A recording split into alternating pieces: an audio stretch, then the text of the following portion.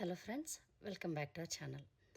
గుప్త నవరాత్రులు వారాహి అమ్మవారికి డేట్స్ అయితే స్టార్ట్ అయ్యాయి కదా. 15 నుండి 23 వరకు మనము వారాహి అమ్మవారికి నవరాత్రులు చేసుకోవాలనుకుంటే ముఖ్యంగా నైట్ టైమే పూజ చేసుకోవాల్సి ఉంటుంది. అందుకని నేను సాయంత్రమే అంతా కూడా క్లీన్ చేసేసుకుని దేవుడి సామాన్లన్నీ తోమేసుకుని బొట్లు పెట్టేసుకుని పూజ రూమ్ అంతా కూడా సిద్ధం చేసేసుకున్నాను.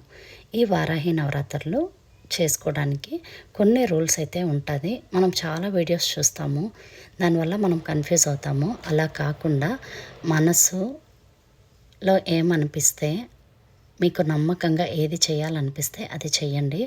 ఖచ్చితంగా రిజల్ట్ అయితే ఉంటుంది. అంటే రిజల్ట్ అంటే వితిన్ 1 వీక్ అలా అయితే నేను చెప్పలేను. ఇయర్ బై ఇయర్ అయితే ఖచ్చితంగా గ్రోత్ అయితే ఉంటుంది. నేనైతే ఇది 3rd ఇయర్ సెలబ్రేట్ చేసుకుంటున్నా.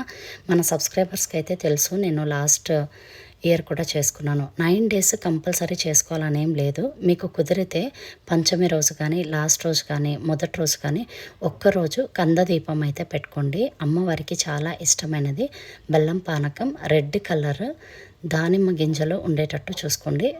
ఎక్కువగా రెడ్ ప్రిఫర్ చేయండి, మంచి రిజల్ట్ అయితే ఉంటుంది. బెల్లం పానకం మిస్ చేయకండి. ప్రతిరోజు ఒక దీపం పెట్టడం అమ్మవారికి చాలా స్పెషల్. ఇలాగాన మనము చేసుకుంటే మంచి రిజల్ట్ ఉంటుంది. కంద దీపం ప్రతిరోజు పెట్టుకోవాలా అనేం లేదు. మీరు ఒక్కరోజు పూజ చేసుకుంటే ఆ ఒక్కరోజు కంద దీపం పెట్టండి, మంచి రిజల్ట్ అయితే ఉంటుంది. నేనైతే మొదటి రోజు కామాక్షి అమ్మ దీపం పెట్టుకుని బెల్లం పానకం, దానిమ్మ నైవేద్యంగా ఇచ్చాను అమ్మవారికి. నేనైతే 9 డేస్ చేసుకుంటున్నాను. ప్రతిరోజు వీడియో అయితే అప్లోడ్ చేస్తాను. మీకు ఏమైనా డౌట్ ఉంటే నాకు కామెంట్ చేయండి. నేను కామెంట్ చూసుకొని నేను నెక్స్ట్ వీడియోలో మీకు ఆ డౌట్ క్లారిఫై చేస్తాను. కలసం మేము ఎప్పుడు పెట్టుకుంటాం కాబట్టి పెట్టుకున్నాను. కలసం అలవాటు లేని వాళ్ళు కలసం పెట్టుకోకపోయినా పర్వాలేదు.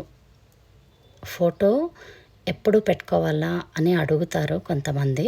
ఫోటో మనం పూజ చేసిన తర్వాత మళ్ళీ పక్కకు తీసి పెట్టేసి మళ్ళీ నవరాత్రులప్పుడు చేసుకోవచ్చు.